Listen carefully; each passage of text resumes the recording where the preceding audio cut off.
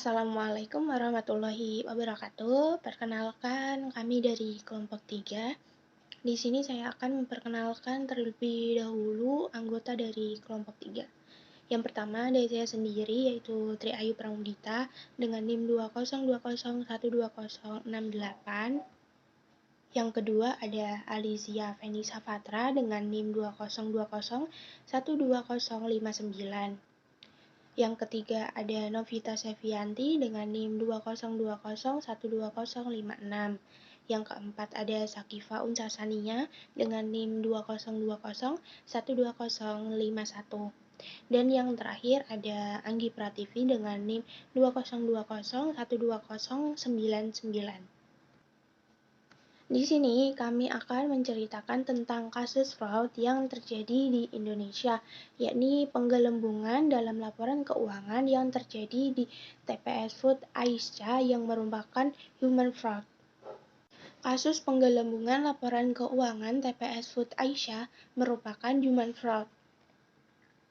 PT FKS Food Sejahtera Tbk dahulu bernama PT Tiga Pilar Sejahtera Food Tbk yang bergerak di bidang perdagangan, manufaktur, perkebunan, pertanian, listrik, dan bergerak dalam bidang jasa.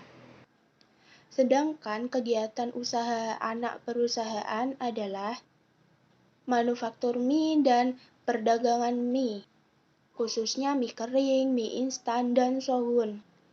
Selain itu juga ada makanan ringan, industri biskuit dan permen, serta ada perkebunan kelapa sawit, pembangkit listrik, penggilingan padi, dan distribusi.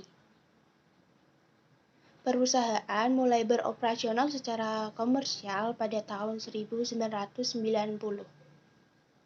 Perkara dugaan pemalsuan laporan keuangan yang terdakwa yaitu mantan direksi PT Tiga Pilar Sejahtera Food Tbk, yaitu ada Joko Mogoginta dan Budi Istanto yang menjadi anomali di tengah ketatnya regulasi soal pasar modal. Ahli hukum bisnis Abdul Haris Muhammad Rum menilai tindakan yang dilakukan oleh kedua terdakwa tersebut merupakan kasus tindak kecurangan pribadi alias human fraud. Beliau menilai saat ini regulasi dan pengawasan serta penegakan hukum pasar modal sudah cukup ketat. Ditambah ada sejumlah profesi penunjang seperti auditor independen hingga konsultan hukum pasar modal. Ketua Umum Himpunan Konsultan Hukum Pasar Modal ini menilai perkara yang dilakukan oleh terdakwa Joko dan Budi merupakan human fraud karena kedua terdakwa memberikan informasi yang tidak benar, bahkan sampai melakukan rekayasa laporan keuangan. Inti dari pasar modal adalah keterbukaan. Oleh sebab itu, ada kewajiban disclosure dari emiten.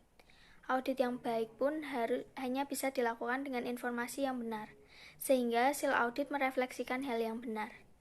Joko dan Budi melakukan rekayasa laporan keuangan dengan meningkatkan piutang 6 perusahaan distributor guna mengesankan peningkatan penjualan Aisyah, sehingga secara fundamental kinerja perseroan terlihat lebih baik.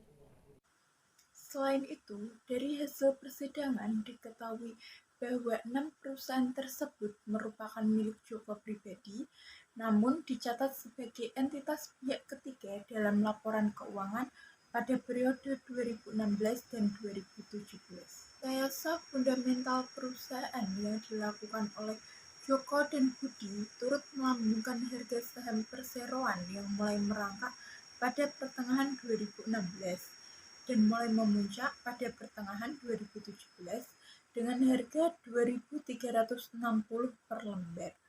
Melonjaknya harga saham ini pula yang turut mendorong makin banyaknya investor retail membeli saham AISA. Ketertarikan membeli saham AISA dimulai setelah mempelajari fundamental perusahaan melalui keterbukaan informasi. Ketertarikan pada saham ini semakin menjadi setelah diketahui bahwa harga saham AISA sangat murah dari harga wajarnya. Melihat peluang usaha tersebut, Dini selaku investor retail menanamkan uang dari hasil usaha peternakan ayamnya untuk membeli 14.000 lot saham. atau sekitar 1,4 juta lembar saham AISA yang dilakukan secara bertahap.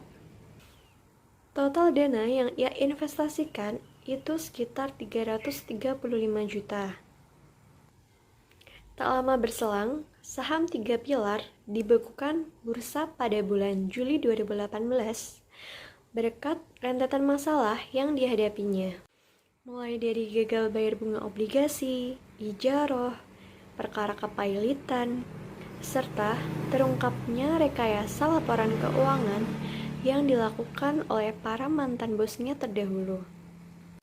Adapun suspensi baru dibuka oleh bursa tepatnya 2 tahun setelahnya, yang bertepatan pada bulan September 2020 lalu setelah adanya pergantian kepengurusan perseroan.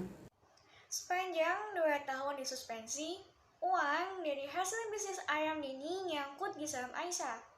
Begitupun dengan sekitar 1.100 anggota Polsel lainnya yang kurang lebih memiliki 9% dananya terendap di saham Aisyah.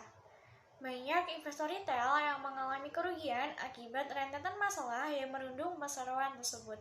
Saat suspensi dibuka, ia memilih melego seluruh kepemilikan saham di Aisyah.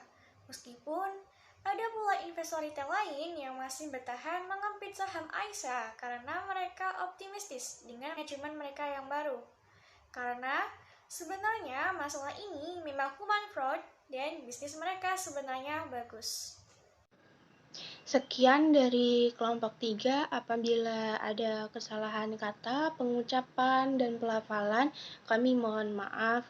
Wassalamualaikum warahmatullahi wabarakatuh.